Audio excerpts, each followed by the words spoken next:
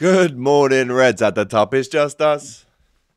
At the top, it's just us. Shout out to Mavado on this beautiful Monday afternoon. Shout out to Doyle. Big up to you. Episode 141 of Hot Kopics, the Kop TV's podcast. Smash that like button. Get your comments in. Subscribe. We've just hit 49k. We are this close away from 50k. And if you can prove that you are the 50,000th subscriber, we'll get you 2 pints. Yeah? Yeah. Each. Whatever you want, actually. But you have to prove it. I don't know if you can How even to do that. But just get us to 50, innit? That'd be just get fun. us to 50, Please. man. It's beautiful to see you again, Doyle. We were on the watch along. We did the match preview last night, which is coming out later with Raul. Seen a lot of you recently. Let's just get straight into it, shall we? Yeah, we're the best. Well, in the world. As Mavado said at the top, it is just us at the minute. So many things to talk about. Let's start with the positives. Yeah. An incredible win yesterday, Yep. right? The celebrations from this table with myself, yourself, and Scouse GK Amazing. were simply unbelievable. They were synchronised, wonderful celebrations, lad. The one where Kelly saves the pen and we all go, ah! That was the best one, lad. And then we just bounced off each other's energy. It was wonderful. And then we broke the curse, lad. Yeah. We finally broke the curse, yeah. So you can watch more watch-alongs on the Kop TV now because we'll win. Because we don't always lose now. Yeah, we've actually won 2 watch-alongs in a row. But Yeah. before that, we lost the United game. Me and Marshy lost the Palace game at home. People in the chat when we were 2-1 down saying, you can't do watch-alongs on this channel. I'm starting to believe It's it, a lad. curse. I was literally sat But there now going, look at us. Yeah, You're not I know. laughing now. All right. So yeah, it was great to be involved in that. Go back and watch the highlights of that if you can. So boss.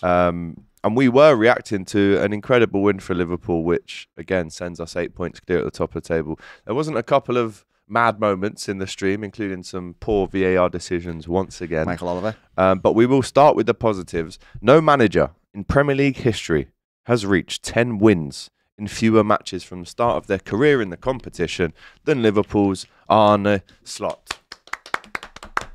I like that stat. Wow. It's a very nice stat. Only twice in Premier League history, Doyle, has a club that has won 10 of the first 12 games not gone on to win the title, and that was Newcastle. Yeah. Right, when they had that Kevin entertaining team, as well. So as we know, the start has just been and continues to be incredible, mind-blowing, shocking, surprising, Yep. beautiful. For everybody. All of these words. Yeah. The game last night, listen, as I said yesterday on the stream, first game after international duty, there's always going to be a bit of a mad period within the game. You've got to work out the kinks again, haven't you? You've got to get back into your rhythm and all that. That's why I hate coming back from international breaks and just expecting that we're going to walk over the team, because it never happens, lad. And I said it before the game yesterday. I absolutely knew that this Southampton game was going to be a difficult game, lad. You could just tell. It was set up for it. We've been too good. So these are the type of games that you'd have to win. And we did. Lad, I said it yesterday. The way we won yesterday is more valuable to us than winning 3-0. It is for the mentality of them players, lad. Next time they go 2-0 down, 1-0 down, they've got examples in the bank to pull out and say, nah, we can do this. So is Slot. You need it. Jurgen Klopp had many examples of that. And it's still in the blueprint of the team. It's still in the essence of who we are. We don't stop. We keep going, lads. Never give up. But you need to keep the core players to do that. And we'll speak about that shortly. Yeah. There was a stat that popped up during the game last night. Salah has 67% of Liverpool's goals and assists this season, which unbelievable on one hand, because I think it's 16 goals and assists now in the Prem. I think that's 3 more than any other player's got. He's just unbelievable. He should have had maybe 4 goals last night as well. When you look at the hit in the post, he missed a couple as well. So yeah, on that hand, it's unbelievable. But the big question and the hot topic that we're asking you in the chat right now, is it a good thing? Are Liverpool over-reliant on Mo Salah to pull us out of the dirt when we need him? People were celebrating that, but I actually think it's a bit of a problem. So do I. You can't have one player scoring all your goals, assisting everything. While it's glorious Haaland for did us. it last year for City. But it's one of them. We don't go out and buy these really expensive players and expect this one player to do everything, but that's exactly what Mo Salah's doing for us. So how do we replace that? We need the other lads to start stepping up, and they have. I really think Luis Diaz, Gakpo, Stepped up. they have. I stepped think up. the only one that's really missing from that is Nunes. He definitely Still he gets adds his value to the assists game. and Still adds whatnot. value. Yeah, he does, but goal scoring wise, he's Sure. a little bit lower. Jota not being fit enough all the time. I think if Jota was fit, you'd see not similar stats. It wouldn't be 67, but Mo Salah's stats would be lower because of Jota being there, because he's a deadly finisher himself, lad, and he affects the game really well. So, yes, it's worrying, but I want to see what it's like when Jota comes back into the mix, and I want to see what it's like maybe 10 more games into it with Diaz kicking on. Diaz has scored a hat-trick this season and everything, lad. So, yes, I'm worried about it, but I also feel like right now, Mo Salah is just in incredible form, and so I don't think this will carry on for the rest of the season. It can't. Like, if it does, he'll have a record-breaking season, like more than Haaland. That's insane. So, I don't think that's going to happen. I'm not worried about that. I don't think it's going to continue to be that. It's never been, historically, just Mo Salah scoring all the goals, lad. It hasn't. So, we have Mane. He used to contribute a lot. I think it's a little bit of an anomaly because that's just Premier League. If you broaden it out and look at Champions League and the Cup games, you know, Diaz has scored a hat-trick in the Champions League. Gakpo scored like 4 goals in the League Cup. Spot on. So what it you're actually doesn't really reflect the whole season. But the Premier League, I guess, listen, you can't lie against numbers. He's also the only player that starts every game, lad. Like, no disrespect to him, like, in the sense of, like, that he is performing exceptional right now. He really is. He's having one of his best ever seasons for Liverpool, which is crazy to say because we've seen so many wonderful seasons under Mo Salah. But I think it is a little bit deceiving because we are seeing the other lads kicking on now. We are. Yeah. Everyone's getting goals. They're contributing. Even the midfielders last season, they were kicking on. We had Maka scored a few goals. Ryan, I think, is going to get a few this season. Dom's just got his first goal then. There are goals in the team, so I'm not super worried. That's what I'd like to see, actually, a little bit more help from the midfield. Don't know if you remember season 17-18, obviously, you know, got to Champions League Genie final. and that, lad. Genie was scoring a hatful, but Alex Oxlade-Chamberlain was a highest scoring midfielder that season. He was insane, lad. He was scoring rockets. And again, look, we're 8 points clear of the Prem, so there's not really anything to complain about. And I don't think you can just totally complain about the 67% because, as you say, you've got a world-class player there. I'm sure Messi scored 60% of Barca's goals in all those seasons. Ronaldo must have done the same. So it's not necessarily a bad thing to complain about. But at the same time, we'd like a few more goals from defence as well, if we can. Trent could pop up with a few more. Robbo, I mean, you know, he's never got his shooting boots on, but Szoboszlai, Curtis Jones has stepped up. McAllister hasn't scored yet this season. I don't think Ryan has either. No, he hasn't. So there is still space to improve from that sense. There is. I think I'm happy that he's still doing really well, Mo Salah, because he elevates the standards of everybody else as well. When he's performing that well, other people want to run for him. They want to be able to score, give him options, all that type of stuff. So as long as we keep him, lads, there's nothing to worry about, you know what I mean? Well, that's now the the main talking point in this podcast, because as we are on the way to here, some quotes came out. And do you know what? It was quite weird because if you actually watch the video, which I'll play for us now, which, you know, it's not in like an official press conference. No, it seems like it's not with like the big outlets. It's like he's about to get on the bus and a couple of lads have stuck a microphone in front. It's a bit like a fan cam. Yeah, it is, lad. So we're going to play it now. Let us know what you think to this that Mo Salah said just last night.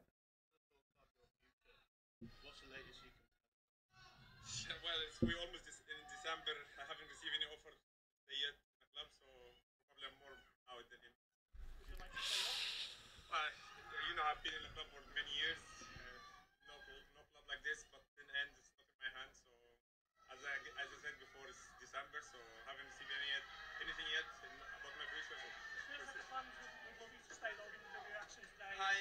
I love the fans. The fans love me, but in the end, it's not in my hand; it's in the fans' hands. So yeah, let's wait and see. How do you feel about the fact there hasn't been an offer then? Of course, yeah. And what? Have you spoken to the club about why there hasn't been an offer? Well, I'm not gonna go and say I'm not gonna retire soon. So I'm just playing I'm focused in the season, and yeah, I'm trying to win the Premier League or hopefully the Champions League as well. But yeah, it's a He's putting the club on smoke there. That's what he's doing there, lad. He's like, he wants to sign for Liverpool. He's desperate to stay. He wants to stay there. He's happy. We want him. FSG's model. I don't know if you've ever watched something on Netflix. It's Moneyball. Is it about the Boston Red Sox? I haven't seen that one. Right. So the model is exactly the same what they did with Liverpool, lad. They buy fringe players that have really been overlooked by other teams, and they give them an opportunity to shine, and that's what they've done with Mo Salah and Mane and Virgil, right? Players that we knew had potential but haven't really hit the heights that they have, and they have at Liverpool. But traditionally, what they've done in the teams after these legends have done so much for the club, they haven't really supported them, lad. They haven't really give them contracts. That's what I seen in that program, and it was disheartening. So I hope they can learn lessons from their other sporting endeavours and give Mo Salah what he needs, because he's an elite athlete. This is a special type of person. This is not just a good football player. This is an icon. This is a professional footballer that's hit heights that Liverpool have never hit before. Like, you have to give people like this the money. You just have to, because he gives the results, lad. End of. There is no other discussion about it. He can keep going. I say you give Mo Salah a 3-year contract, lad. 3 years left. That's what I genuinely think. At the top level, he's got it. Because we say this, performances aren't great. He's not beating men one-on-one. All this type of stuff. Everyone moans about this, and whatever.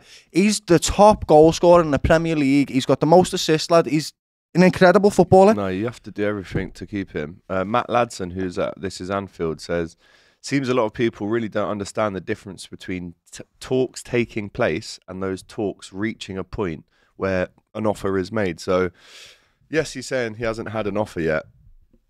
I mean, I'd like to assume you'd be an idiot to not think this. Surely there's been talks. It's not like he's saying there's been no talks. Then it's worrying. Then you're thinking, how has there been no talks at least? Yeah.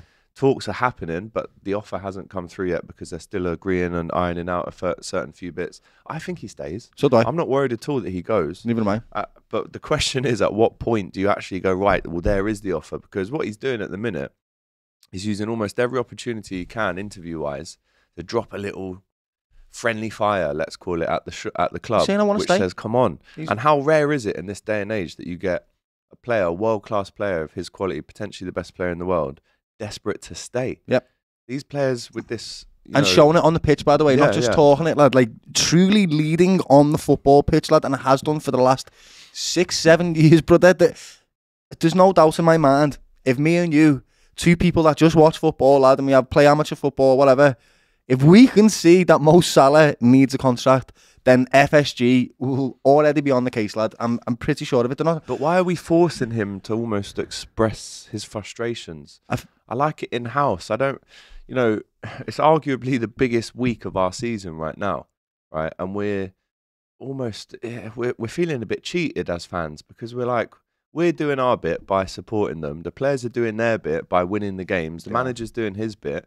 Why are we not giving him a contract? He's carrying the team at the moment, and he's pleading for a new contract. Do you think the other two contracts are affecting? So we've talked about the 3 contracts. Do we think you can't do one contract without thinking or having some plan for the other 2? They all work in conjunction. Trent's going to really want to be the highest paid player in the team. He's going to want to be that, lad. So is Salah, and they both deserve it in their own ways, right? Yeah. So does Virgil van Dijk. Is there a part of you that actually doesn't want to talk about contracts now until the end of the season? Or a little bit, some kind of contract to come in to keep us going a little bit? By January, there should be offers on the table for all 3 of them, lads. Yeah. There has to be, because they have to think about their futures, right? If they end of the transfer window. Yeah, brother. Yeah. If you haven't thought about their future, right, then they've got to think about it for themselves. And there's going to be a massive amount of teams that will very gladly take Virgil van Dijk, Mo Salah and Trent off our hands if we don't want to give them any money, lad. It's the 3 of the best players in their positions in the world. What are you doing? A couple of tweets here. If we don't give Mo Salah what he wants, then we have to do everything possible to boycott the owners and drive them out. This is the biggest mistake FSG can ever make. Someone else has said the fact that Liverpool are in control of a title race, yet they have got themselves into a situation where all 3 major contracts aren't sorted, and one of the important attacking players in the title race is playing out contract negotiations in public, is not good. No. And this is what Slot said, right, after Liverpool's 8-point lead. He said, it was last year that Arsenal led by 8 points and City came back. If you face Arsenal, City, Chelsea, Tottenham, they're all able to win so many games in a row. So it's nice to have this position, but we're definitely not getting carried away. In a week where we play Real Madrid in the Champions League and City, who have just lost 4-0, by the way, to Tottenham. Man. And there was this tweet which I wanted to bring up. Someone said, why are Man City struggling? And they said, well, Gundogan's age 34, Walker's age 34, De Bruyne 33, just returned from injury, Ortega 32, Edison 31, Kovacic injured, Stones 30, always injured, Silva injured, no backup striker, no backup CDM, no KDB backup, sold Alvarez without buying anyone. The team is dead and has no energy, no youth. I mean, You've got Oscar Bob. They've got a few little young he's players, injured haven't though. Got a massive injury, Oscar Bob. they? They've got Phil. Philly's still there, Yeah. lad. They have got players there to still do What it, a and they drop off did it it's last been season. from Phil though. Rodri, lad, yeah, massively. Mad. Because Phil had such a wonderful season last season. He was unbelievable, really. Won the PFA, yeah. Yeah. Player of the year.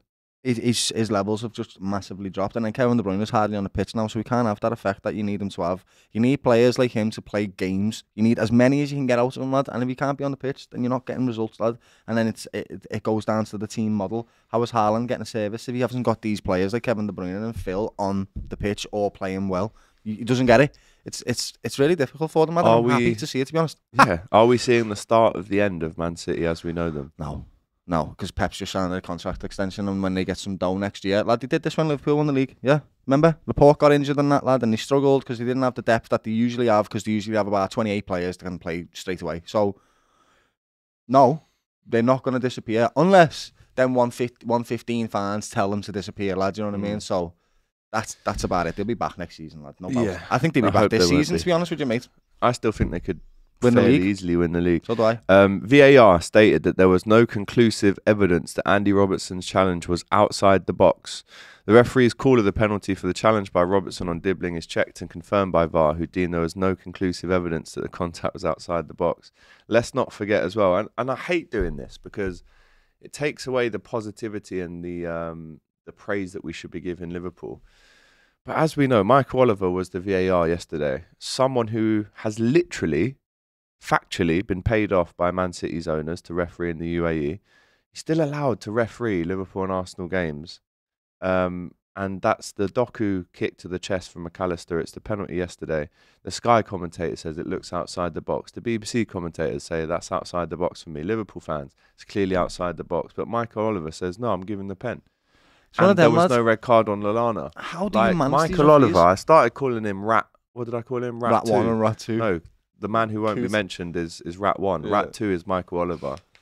How is this man even involved in the highest level of officiating in VAR? The Premier League, Pisses mate, me are going to off, do mate. what they can to protect the integrity of the officials. They've got to, lad. So you can't... Yes, he's being paid to go and referee a game in Saudi, but that shouldn't, in reality, imply that he's going to be biased towards Man City in a professional environment. It shouldn't, because you're professional, but the image of what that looks like is not okay. So once he's already doing that, he's already questioning the integrity of the officials. So I think it should be something along the lines of, I don't know what the governing body is, they should be saying, if you go out and get paid by any club whatsoever, then you cannot referee around that club. Simple as that, because you've made a decision which affects our integrity. It's like you can't, lad. Now look at what we're doing. Look what's just happened with the other one, lad. And now again, we're he's lucky, questioning like Rat every single one of was them. last week. He's lucky that we've won the game because we're not even talking about it too much.